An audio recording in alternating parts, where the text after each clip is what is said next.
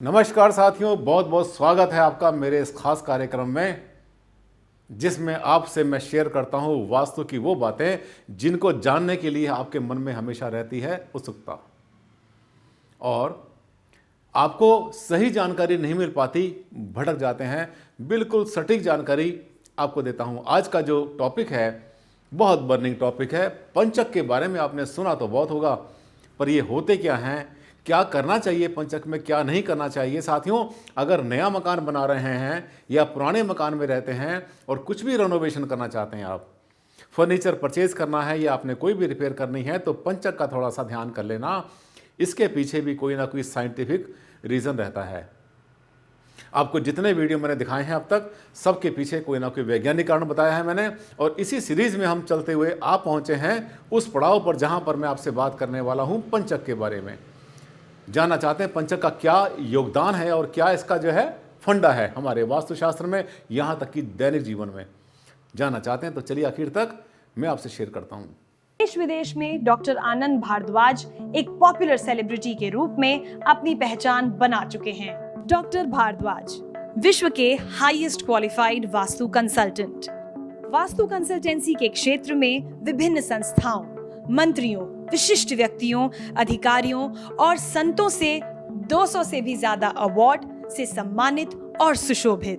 Doctor Anand Bhardwaj यानी वास्तुशास्त्र के encyclopedia. नमस्कार साथियों, एक बार फिर से स्वागत करता हूं मैं आपका अपने खास कार्यक्रम में, जिसमें आपसे करता हूं मैं अच्छी बातें शेयर। जो ज्ञान मेरे पास है बरसों की मेहनत से सीख कर, रिसर्च करके जो मैंने पाया है, वो आपको बिल्कुल रेडीमेड आपको मिल जाता है। साथियों मेरे साथ आप चलते हैं तो आपको एक बात बताता हूं मैं। आपने एक वर्ड सुना होगा, लर्निंग। लर्निंग में क्या होता है, सीखते हैं। लर्निंग में से जिस दिन आप एल हटा देंगे तो वो अर्निंग बन जाएगा, कमाई बन जाएगी। साथियों अभी लर्न करते रहिए, उसके बाद में अर्निंग शुरू कर देना आप। अर्निंग भी दो तरह की होती है, एक पैसे की होती है, ज्ञान की होती है। साथियों मैं जो आपको कमाई कराता हूं आपकी, ये कराता हूं ज्ञान की, बुद्धि की, विवेक की। अच्छी बातें आपको बताता हूं। और मुझे ये पता चला है और पता चलता भी रहता है कि बहुत सारे आर्किटेक्ट बहुत सारे हज़ारों के हिसाब से मेरे वीडियोस को फॉलो करते हैं और आजकल जो वो नक्शे बनाते हैं तो काफ़ी जागरूक होकर बनाते हैं। और कभी कभी तो ये पता चलता है कि जो नक्शा उन्होंने बनाया है उसमें उन्होंने उन पॉइंट्स को भी लिया जहाँ पर कि हम मुहूर्त विज्ञान को भी शामिल कर लेते हैं। कब करना है, कहाँ करना है, किस दिशा में, यही सीरीज चल रही है मेरी। और इस सीरीज में आज मैं आपको लेकर आया हूँ पंचक पर, कि पंचक होते क्या हैं, पंचक के बारे में क्या विचार होता है, इसके बारे में आपको जानना ज़रूरी है। पंचक के पीछे भी एक बहुत बड़ा साइंटिफिक लॉजिक होता है। जैसे मैंने आपको बताया कि एस्ट्रोनॉमी के अंदर यह हमारा जितना ब्रह्मांड है हमारा, इसके अंदर बहुत सारे नक्षत्र, बहुत सारे तारे हैं, बहुत सारे इसके अंदर जो है प्लैनेट्स घूमते रहते हैं।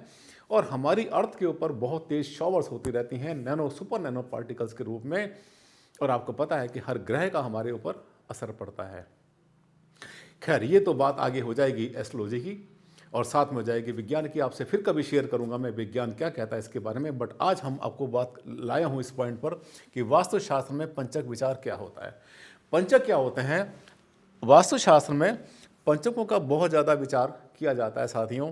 और ये जो 5 दिन हैं, हर महीने के अंदर जो पंचक है 5 दिन के लिए आते हैं, 5 नक्षत्र। आपने देखा, आपको पता है कि टोटल 27 नक्षत्र होते हैं। एक और होता है, उसको जो है अभिजीत बोलते हैं, 28वां नक्षत्र होता है। तो जो 27 नक्षत्र होते हैं हमारे हर महीने के अंदर आते हैं। महीना होता है 30 दिन का या 31 दिन का। अब ये जो 5 दिन के लिए आते हैं, जिन दिनों में पंचक चल रहे हों उन दिनों में कोई ये काम नहीं करते जो हमने बताया। नंबर 1, वुड परचेज नहीं करते, लकड़ी परचेज नहीं करते, भवन के लिए भी, घर के लिए भी, कंस्ट्रक्शन के लिए, बिल्डिंग के लिए या अपने फर्नीचर के लिए भी लकड़ी का सामान भी परचेज नहीं करते। कुछ रीज़न है इसके पीछे, करूँगा शेयर आगे चल के।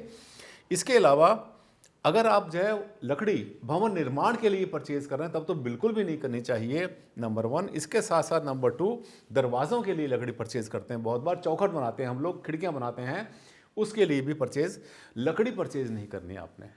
जिन दिनों में 5 दिन में पंचक चल रहे होते हैं, मैं आपसे शेयर करता हूँ पंचक वो किन दिनों में आते हैं डिटेल में। नंबर 2, पंचक के समय कभी भी शटरिंग नहीं करते और छत भी नहीं डालते। ना तो शटरिंग करते हैं और ना ही छत डालते हैं हम। इसके अलावा नंबर 3, पंचकों के समय पर स्तंभारोहण यानी कि कॉलम नहीं खड़े करते। जो कॉलम होते हैं ना हम खड़े करते हैं, वो जो है पंचक के समय पर नहीं करने चाहिए। भारतीय ज्योतिष विज्ञान जो है मूर्त शास्त्र एवं वास्तुशास्त्र में पंचकों के बारे में बहुत कुछ जानकारी दी गई है। 5 नक्षत्र ऐसे होते हैं, हर महीने आते हैं, वो कभी कभी महीने में 2 बार भी आते हैं, क्योंकि 27 दिन के बाद में फिर से रिपीट कर जाते हैं। वो ये नक्षत्र हैं धनिष्ठा, शतभिषा, पूर्व भाद्रपद, उत्तरा भाद्रपद एवं रेवती। ये जो 5 नक्षत्र हैं, इन 5 नक्षत्रों के अंदर जो है जो समय होता है, इनको पंचक बोला जाता है। कभी कभी 5 दिन की बजाय 6 दिन भी हो जाता है। अगर एक नक्षत्र एक दिन आ रहे के, अगर दो आ रहे हों एक साथ में, यानी पहला नक्षत्र चल रहा है और दूसरा शुरू हो जाए, तो कभी कभी 6 दिन भी हो जाते हैं। साथियों, जैसा कि हम जानते हैं टोटल 27 नक्षत्र, जैसे मैंने आपको बताया, 27 के अलावा अभिजित नक्षत्र एक और होता है। इन 27 नक्षत्रों में पंचक हर महीने थोड़ा सा ऊपर नीचे होते रहते हैं। आप देखिए, जैसे मतलब महीना 30 दिन का होता है, अगर पंचक मान लिया 18 तारीख को आए हैं, तो अगले महीने में संभावना बनती है कि 15 तारीख के आसपास पंचक आएंगे। अब पंचक में जो है आपको कौन से काम नहीं करे, ये मैंने करने हैं, ये मैंने आपको सब कुछ बता दिया है। और इसके अलावा कुछ और भी ऐसे काम होते हैं जो कि नहीं करने होते, जैसे कि बांस नहीं खरीदते, कभी भी बांस को जो है टच भी नहीं करते। बहुत बार तो लकड़ी से कुछ बनाना होता है, ऐसे कार्य नहीं करते। वास्तुशास्त्र में भी पंचकों के बारे में बहुत ज़्यादा ध्यान दिया जाता है, और ऐसा माना जाता है कि जो पंचक होते हैं ये इस समय के ऊपर, देखिए शुभ कार्य हो जाते हैं, शुभ कार्य में पंचक में कोई विचार नहीं होता, बहुत सारे शुभ कार्य हो जाते हैं, लेकिन कुछ ये काम जो है जिसका संबंध लकड़ी से, भवन निर्माण से होता है, जिसके अंदर के खास तरीके से वुड यूज करते हैं, वो नहीं करने चाहिए। साथियों, इसी तरह से आप देख रहे हैं सन 2022 में हर महीने के अंदर जो पंचकों की स्थिति है, ये अगर आपको पता चल जाएगी तो साथियों आपका काम बहुत आसान हो जाएगा। यही मेरा उद्देश्य है। देखिए तारीखें लिखी हैं मैंने इसमें 2022 में 5 जनवरी से 9 जनवरी, इसके बाद फरवरी की डेट लिखी हैं। ये 5 दिन के लिए आएगा, मार्च में आएगा, अप्रैल में आएगा, मई में आएगा। ये हर महीने के अंदर आप देख रहे हैं 5-5 दिन के लिए वो जो 5 नक्षत्र मैंने आपको बताए थे, जब वो आएंगे तो उस टाइम पर पंचक का समय होगा। पंचक में आपने कभी भी वुड परचेज नहीं करनी, छत नहीं डालनी, कोई भी कॉलम खड़ा नहीं करना, और यहाँ तक कि शटरिंग भी नहीं करनी चाहिए। लेकिन अगर आपका बड़ा प्रोजेक्ट चल रहा है और मान लिया वो चल रहा है, कंटिन्यूटी में चल रहा है बहुत पहले से, तो फिर उसको ब्रेक नहीं करना चाहिए, चलता रहना चाहिए। जुलाई के महीने में देखिए, अगस्त के महीने में हर महीने का अगर आप नोट कर लेंगे साथियों, ये वीडियो आपके बहुत काम आने वाला है।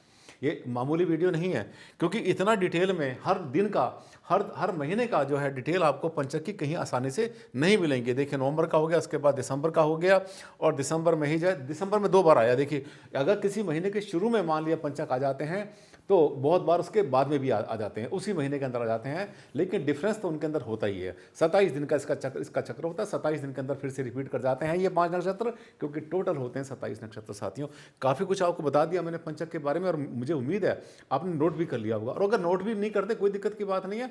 जब भी आपको ढूंढना है डॉक्टर आनंद भारद्वाज वास्तु फॉर पंचक, आप टाइप करिए, आपको मिल जाऊंगा मैं, बहुत आसानी से अवेलेबल। बहुत डिटेल में आपको बता दिया, पूरा साल आपके काम आने की चीज़ें हैं, परेशान ना हो। साथियों, जो मेरे चाहने वाले हैं, मुझे पता है, मुझे लाइक करते हैं, शेयर करते हैं, और साथ साथ जो है जिन्होंने कभी भी मेरे किसी चैनल को सब्सक्राइब नहीं किया था, किसी के चैनल को, वो भी सब्सक्राइब कर लेते हैं। और लोग बहुत बार हमें कहते हैं, सर हमने आपके चैनल से सब्सक्राइब करना सीखा, अपने बच्चों से सीखा हमने कि सब्सक्राइब कैसे करते हैं और बेल बटन कैसे दबाते हैं। साथियों, लाइक करना भी सीखा। लोगों ने बहुत कुछ तो इससे भी सीख लिया मेरे वीडियो से, क्योंकि वो जब मेरे साथ आ जाते हैं तो छोड़ नहीं पाते। बताता हूँ बहुत दिल से, आप ज्ञान लेने को तैयार, मैं आपको ज्ञान देने को तैयार, और क्या चाहिए। अगला वीडियो फिर से बहुत ज़बरदस्त आपके सामने आने वाला है। एक नया टॉपिक लूँगा और उसमें आपको बताऊंगा वास्तुशास्त्र और विज्ञान कहाँ पर आपस में आके मिलते हैं। जानना चाहते हैं तो चलते रहिए मेरे वीडियो पर, आखिर तक आपसे करूँगा शेयर, उस वीडियो में भी और इसमें तो मैंने आपको बता ही दिया। अगले वीडियो में फिर से मुलाकात करूँगा, तब तक के लिए दें आप मुझे इजाज़त। नमस्कार, धन्यवाद, और अपना बहुत बहुत ध्यान रखें, अपने परिवार का भी।